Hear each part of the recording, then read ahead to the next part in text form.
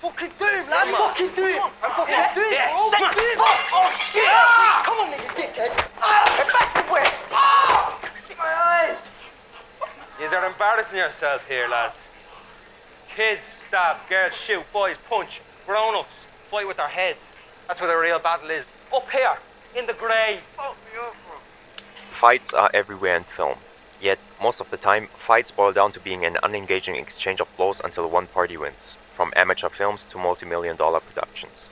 So, what makes a fight scene work? Surely, there must be a reason actors train for months not only on their general fitness but to ingrain pre-planned choreographies. I propose, however, that the greatest fights in film are made here, in the writing stage, and that all of the decisions made here will inform you how the visuals of a fight will turn out. As part of my thesis for my Bachelor of Arts degree, I would like to share and expand upon my findings on researching this very topic to help you create the perfect fight. Here's what we'll cover. First, we'll define what a fight is in fiction. Then, we'll explore how we perceive fights in media. After that, we'll analyze a series of fight scenes and how they are set up narratively. Finally, I'll propose a practical guide for writing your own fights, one that inherently adheres to storytelling conventions, avoids common pitfalls, and adds a secret ingredient that has helped one series create fights that feel unique, fresh, and creative for almost 4 decades. Let's begin. What is a fight? When talking about fights, we often think of loaded terms like stakes, character development, magic systems, power levels, power scaling, and so on. We will strip ourselves of those and begin from zero, and add information as it becomes necessary. Let's begin with the dictionary. Cambridge Dictionary defines a fight as an argument or occasion when someone uses physical force to try to defeat someone. That's a fine definition for real life, but in fiction, that is not enough. Because this definition implies that fights can happen randomly. Hardly anything happens randomly in stories. To understand this, we must have a good grasp on what story is. It's a cycle. It's a going and a return that the hero cycle represents. But then this can be seen also in the simple initiation ritual, where a child has to give up his childhood and become an adult, has to die, you might say, to its infantile personality and psyche, and come back as a self-responsible adult.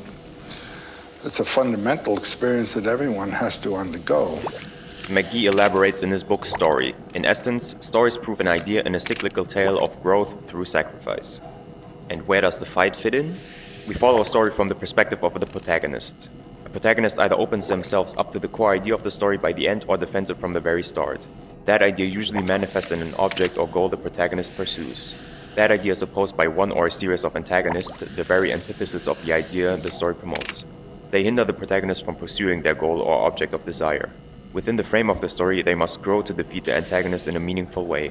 That often involves letting go of an internalized fear that hinders growth and opening oneself up to the core idea of the story more consciously, or deepening their understanding of that idea.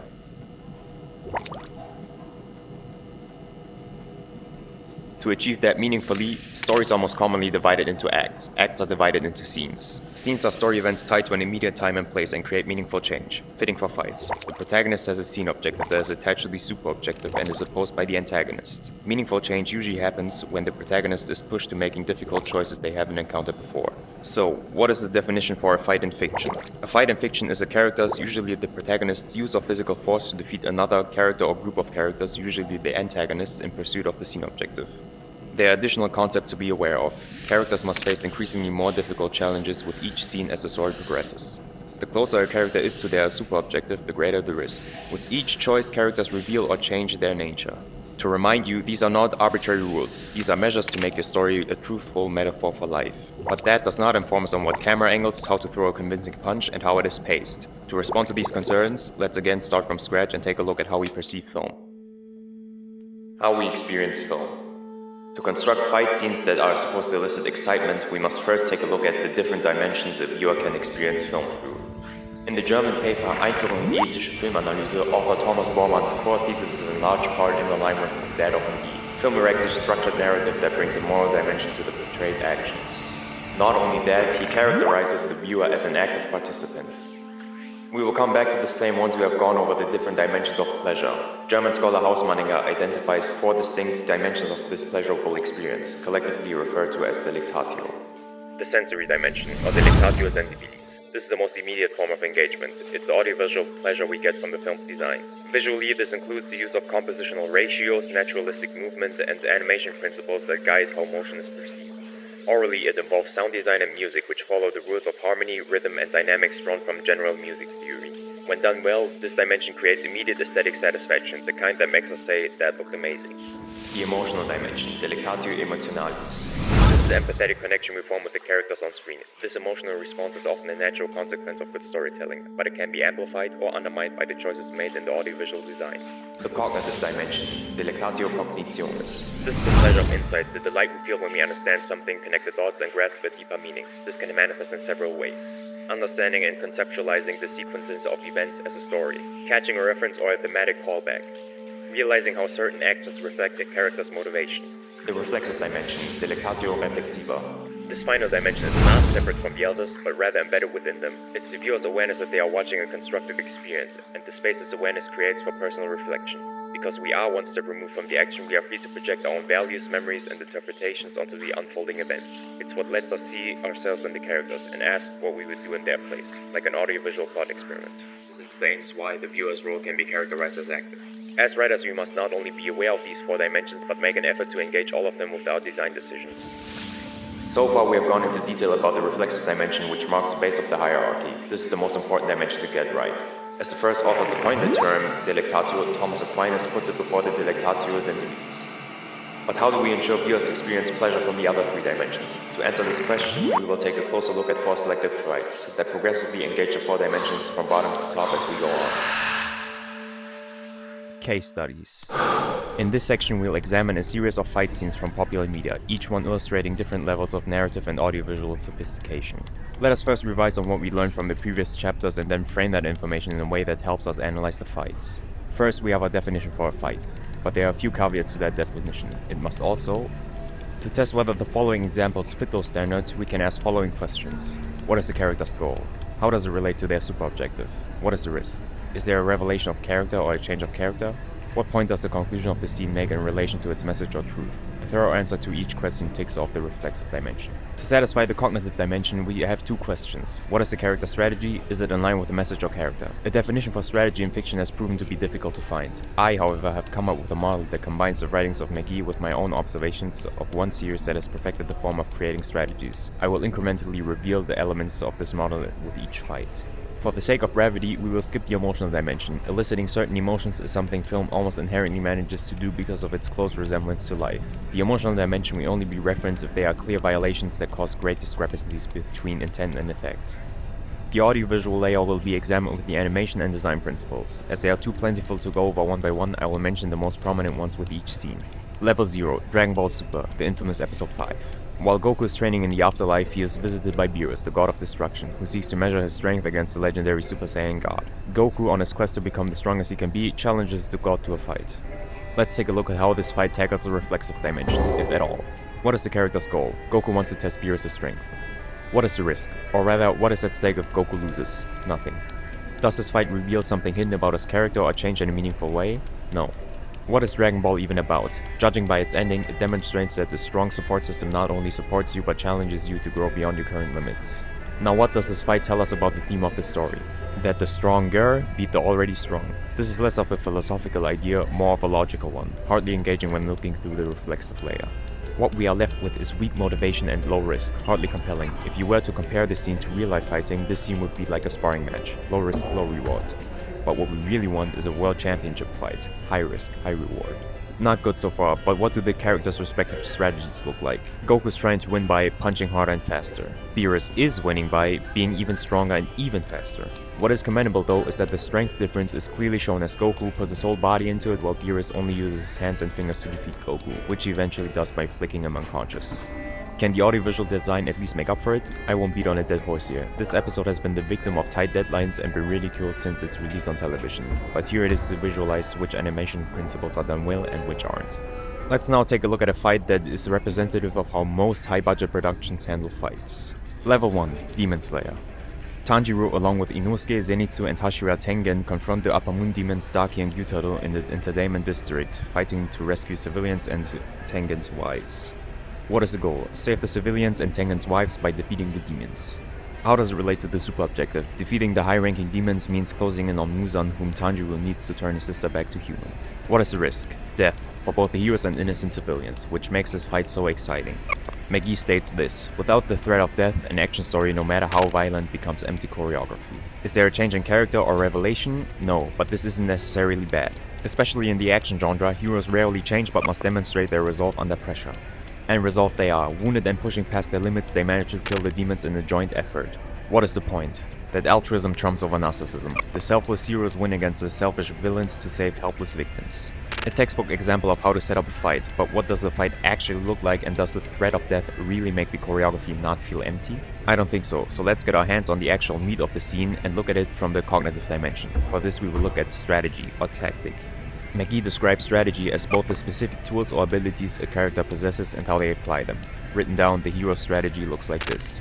Not good, the vast majority is still missing. Not only that, but this fight also commits some of the common pitfalls McGee warns about, starting with Deus Ex Machina, the last-minute rescue.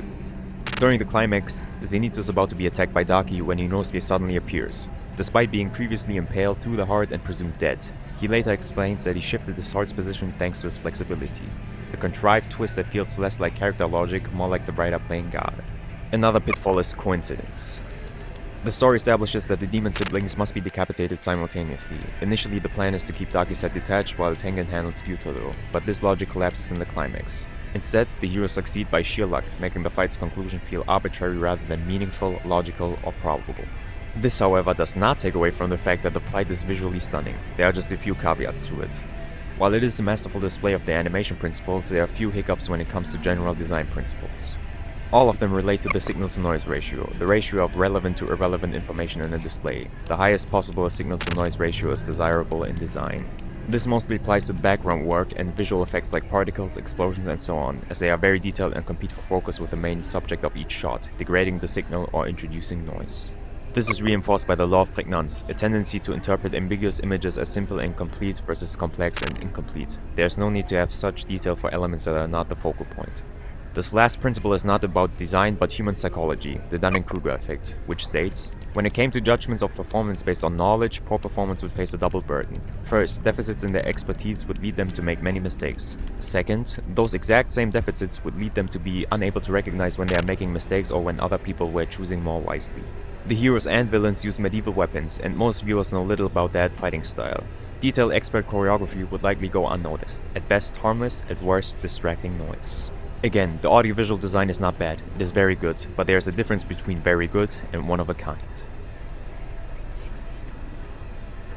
The solution to that is stated in the 80-20 rule. Non-critical functions that are part of the less important 80% should be minimized or removed altogether from the design. When time and resources are limited, resist effort to correct or optimize design beyond the critical 20%. Such effort yields diminishing returns.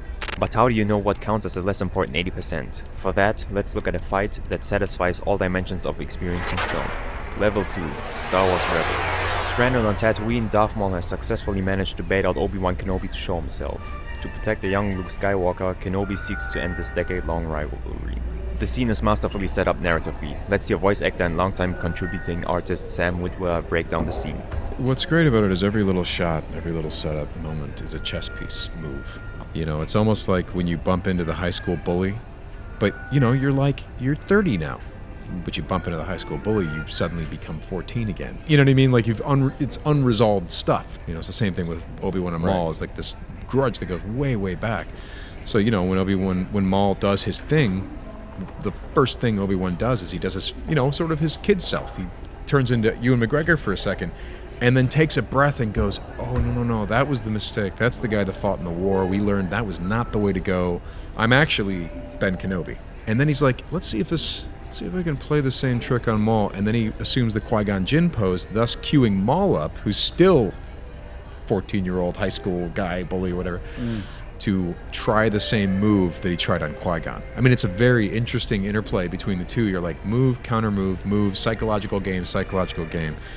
And it all has to do with a huge misunderstanding on the part of Maul. So finally he sees this pathetic creature in the middle of the desert and says, it's time to finish this, and in a weird way move on with my life. This is the hope that I have, that I can put myself together and I'm going to kill this guy and move on. And he completely misreads it, and the moment the lightsaber hits him, he goes, oh, this is not a desert rat, this is a Jedi Master. He's not even he's a Jedi Master on guard duty, and if he's this good, This is the most important guard post in the galaxy. And he puts it together. I even understand partially who or what you are guarding. The strategy is nearly complete. In written form it looks like this. Obi-Wan uses lightsaber and force abilities in conjunction with memory of a past fight with Qui-Gon against Maul to fatally slash Darth Maul by letting go of the past whilst also learning from it. Not only does the fight make sense from a philosophical and logical standpoint, it also dictates what information is needed and which is not. This makes the audiovisual design also nothing short of great. Every shot has a clear intent behind it. The desert strips the background of any distracting elements, contributing to a high signal-to-noise ratio, and the animation is superb. And what does that leave us with? Every dimension of the pyramid has been thoroughly dealt with, yet the strategy is still incomplete. What component to the strategy is still missing then? Level 3, JoJo's Bizarre Adventure.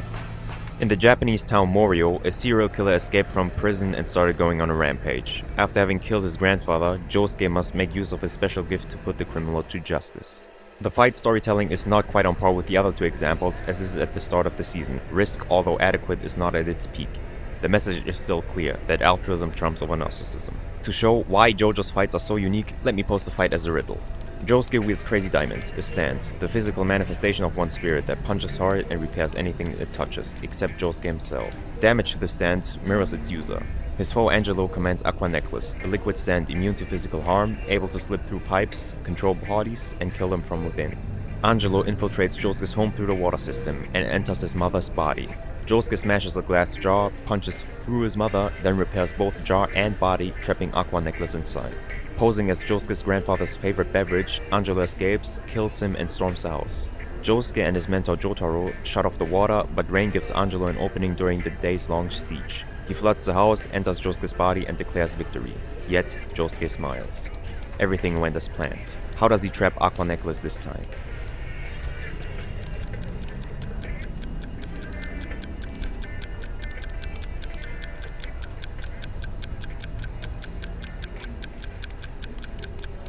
Answer. Prior to Angelo entering, Josuke has cut up a nitro glove and swallowed it. After Aqua Necklace entered his body, he restored the glove and pulled it from his mouth.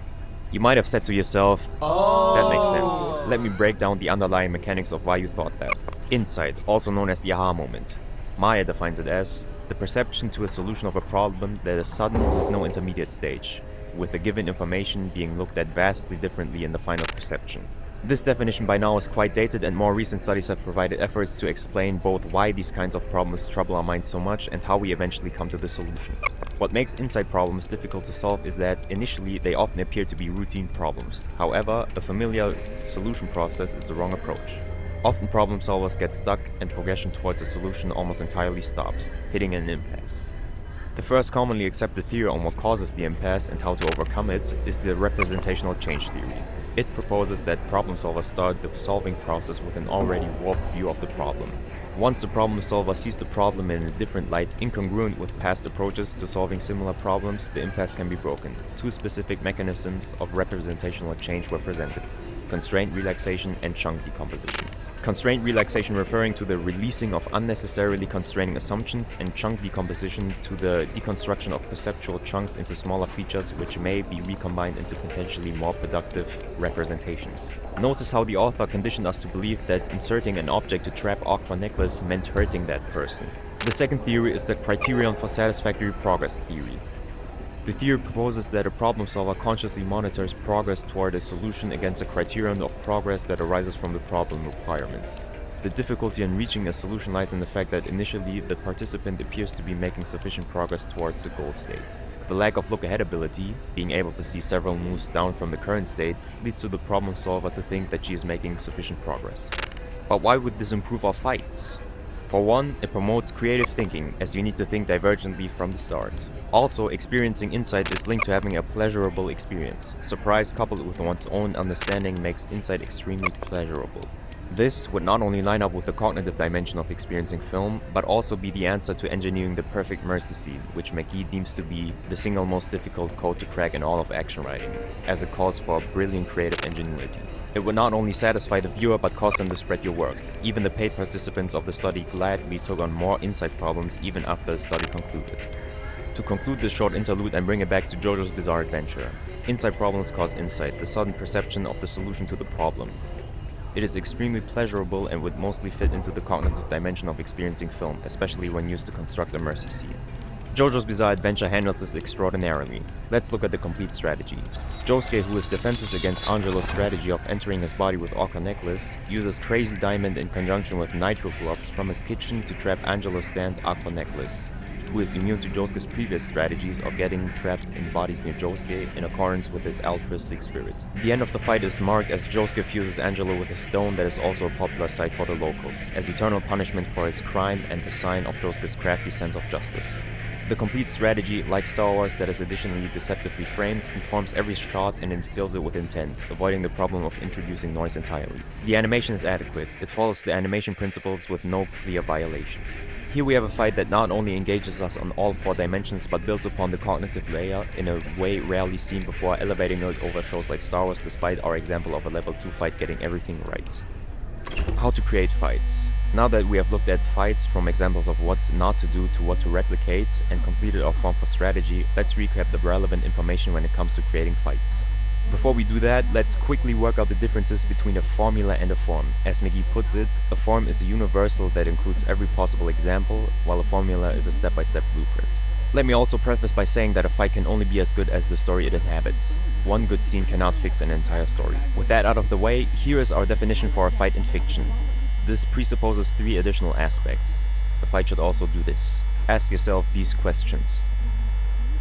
This answers what happens before the fight and how it concludes, while alluding to one singular point during the fight, but it does not give us a clear picture of what the actual physical altercation looks like. For that we have strategy. While you should have a decent understanding of the bold mark terms, the underlined marks in the form will give you a lot to think about.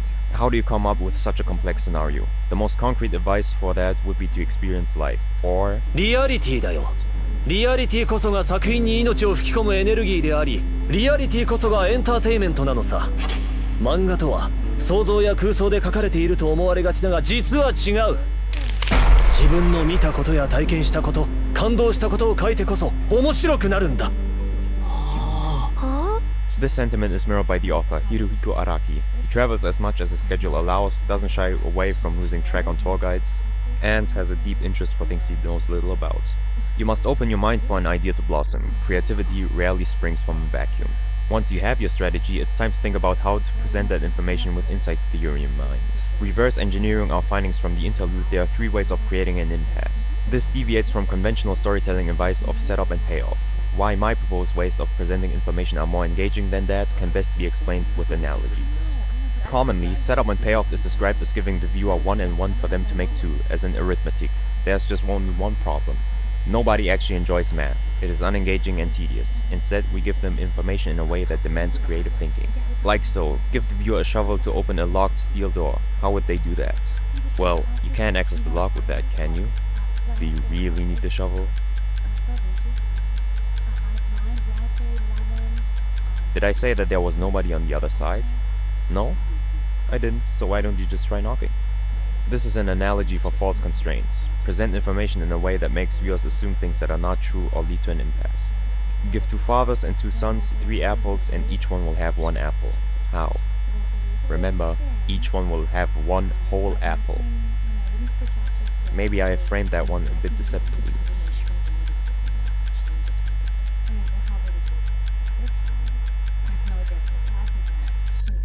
You might have assumed that those were 4 people, but couldn't one person be both father and son? Like if you had grandfather, father and son? This is an analogy for false chunking. Present information in a way that makes viewers group information that isn't related to each other or presents an inaccurate representation of the problem. Last analogy. A rich person gives you $1 billion, but you only get to keep it if you double it within the month. The first part of the strategy is to go to the bank. Why?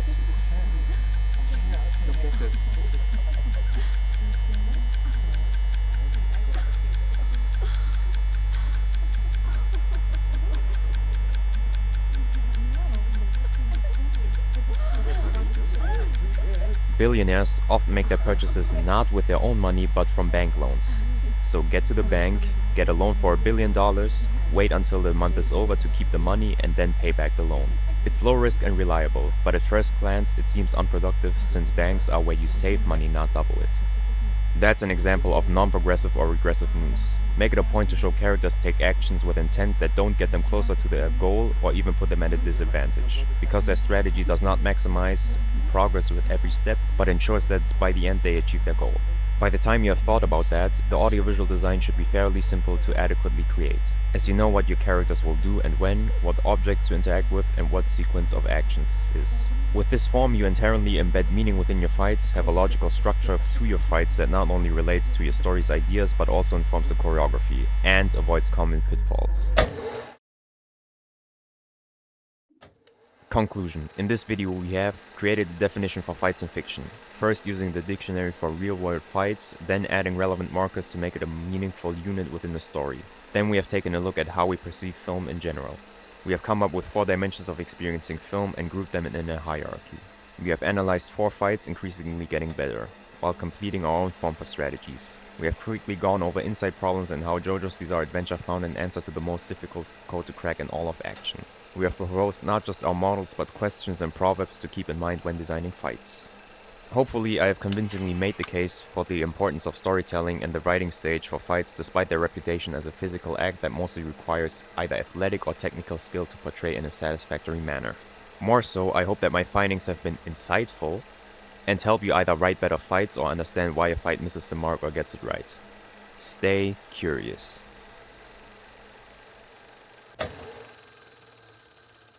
Yeah.